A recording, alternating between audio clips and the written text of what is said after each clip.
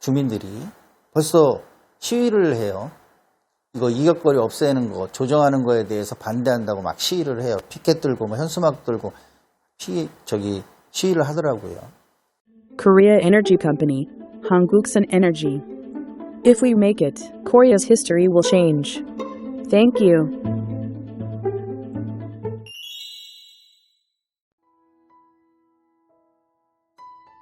네, 안녕하십니까. 한국 선에너지입니다. 지난 영상에서 또 거리 제한, 민가에서 이격거리, 도로에서의 이격거리, 이거를 최소한으로 줄인다. 도로에서의 이격거리는 없애고, 민가에서의 이격거리는 최대 100m 안에서 해결한다. 100m 안까지만 유지한다. 뭐 이런 산자부 발표가 있었어요.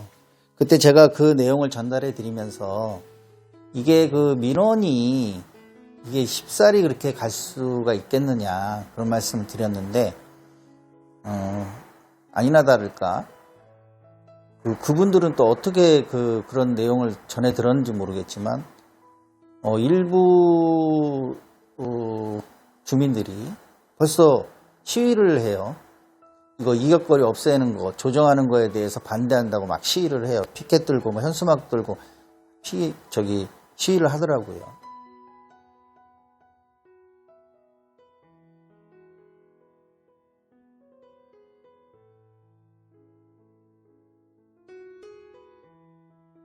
그래서 이 부분은 제가 말씀드렸듯이 참 녹록하지는 않다, 사실은.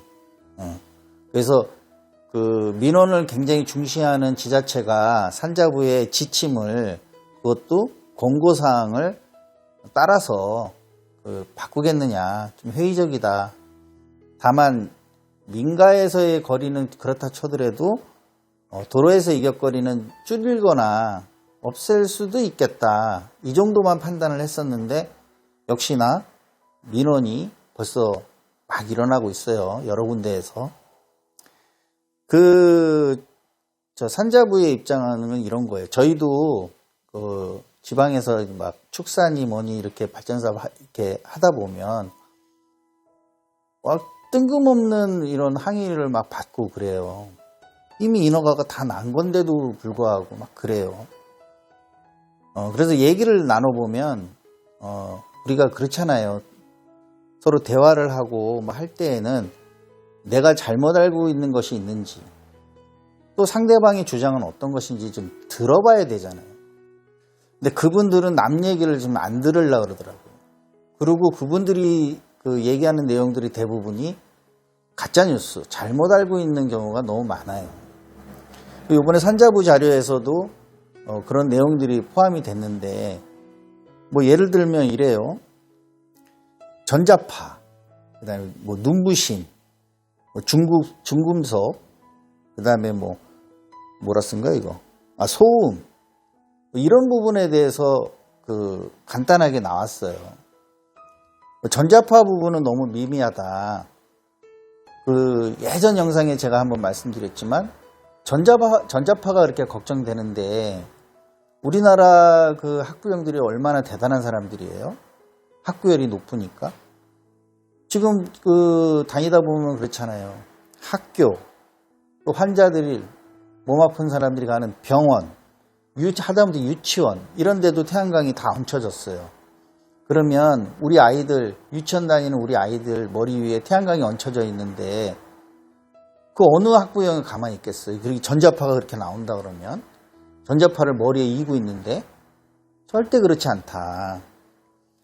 이 전자파 때문에 머리가 골치 아프다고 막 이렇게 얘기하시는 그분들 할 때 아니 그럼 휴대폰은 어떻게 쓰시며 집에서 쉴 때 TV는 어떻게 보시냐 전자파 무서워서 그거하고 이거하고 또 차원이 다르다고 막 우기시니까 근데 산자부 자료에서도 전자파가 미미하다 이렇게 나왔고요. 눈부심 이것도 입사각이 떨어지는 건 옆에서 입사각이 들어왔을 때의 물 위에 수면 위에 비치는 그 정도에 불과하다. 이것도 굉장히 한 5% 정도의 눈부심이 있다. 최대치가. 그것도 큰 의미가 없다. 근데 중금속 이것도 인체와 동물에 해가 끼칠 정도의 뭐 납성분이나 뭐 이런 게 아주 미미하다. 그 다음에 소음도 우리가 낮에 다닐 때 주위에서 이런저런 소리가 나는 거에 대해서 크게 벗어나지 않는다. 이게 이미 그 산자부에서 내놓은 자료예요. 사실이 그렇고요. 또 어떤 분들 그러더라고요. 태양광 지을 때 예를 들어서 1억 들었으면 이거 나중에 폐기물 때문에 2억이 든다. 나중에 태양광 철거하면. 이런 뜬금없이 말도 안 되는 얘기를 하는 거예요. 우리가 차를 살 때 1,000만 원 주고 샀어요. 차 폐차할 때 2,000만 원 주고 폐차하나요? 아니잖아요. 차 팔 때도 돈 받아요. 지금 내가 발전소 하다가 발전소 그만하겠다. 이거 모두 다 폐기물 처리하겠다 그러면 돈 받고 폐기물 파는 거예요. 돈 주고 사가요. 왜? 모듈을 분해하면 내가 사온 가격보다 더 값어치 있는 뭐 어떤 금속들이 있어요. 그 사람들은 내가 뭐 예를 들어서 1,000원 주고 1,000원 주고 모듈 사와서 분해해서 2,000원으로 팔면 되는 거니까 이게 태양광 발전소를 내가 이제 그만한다고 해갖고 폐기 처리하는데 어떻게 그 발전소 처음 지을 때보다 더 비싸냐고요. 그러니까 이런 좀 우리 입장에서는 크게 동조하기 너무 어려운 그런 상식들을 갖고 계신 분들이 너무 많아요. 요번에 산자부 자료에서도 거리 제한을 외국은 어떻게 하고 있냐 그랬더니 대부분의 나라들이 거리 제한을 하지 않고 있어요. 그 중에 유일하게 뭐 캐나다 같은 데는 안전관리 시설이나 또 전기를 다루는 거기 때문에 화재 위험 뭐 이런 것 때문에 집에서 3m 정도 이격거리를 두게 이렇게 하는 게 고작 뭐 거의 대부분이 이런데 우리나라는 뭐 보세요. 심한 데는 주민 몇 가구에서 뭐 500m 떨어져라. 주요 도로에서 500m 떨어져. 어디로 가라는 거예요, 도대체가. 발전소가.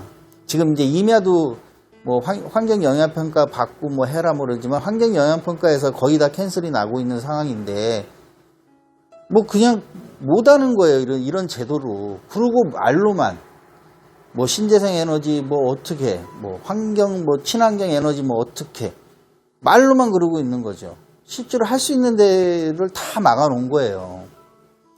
예전에 또 가짜뉴스가 또 뭐가 나왔어요?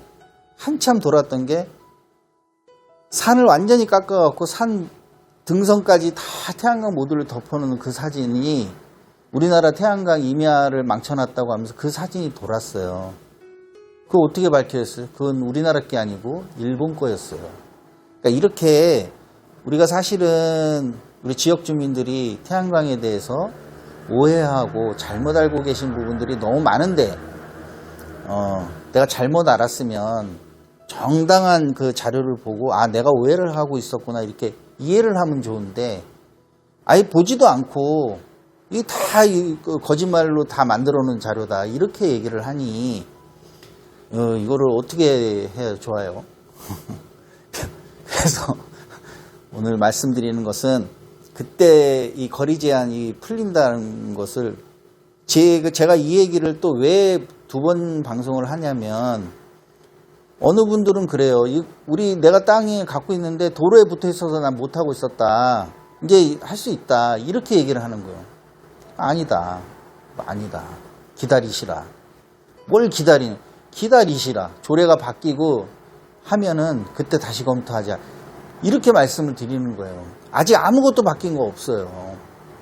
지금 1월 달에 지자체에 다 공문 보내고 뭐 하고 팜플렛에서 안내 책자 보내고 그렇게 하겠다고 산자부 자료는 나왔지만 뭐가 바뀌었어요? 여러분들 살고 계신 그 지자체에다가 전화해서 물어보세요.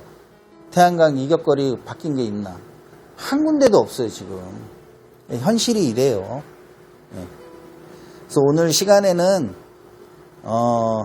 이 태양광 거리 제한을 축소시키고 폐지하겠다. 도로 이격거리는 폐지하겠다. 이런 내용들이 역시나 현실하고는 좀 괴리가 있다. 저는 다시 말씀드리지만 산자부 그 방침대로 거리 제한이 막 풀리고 막 이러면 전 너무 좋고 너무 환영을 하는 입장이지만 지금까지의 과정을 봤을 때 과연 그렇게 될까 하는 생각을 갖고 있어요. 예. 그래서 오늘 또 참고하시라고 잠깐 말씀을 드렸습니다. 예, 오늘은 여기까지 하겠습니다. 감사합니다.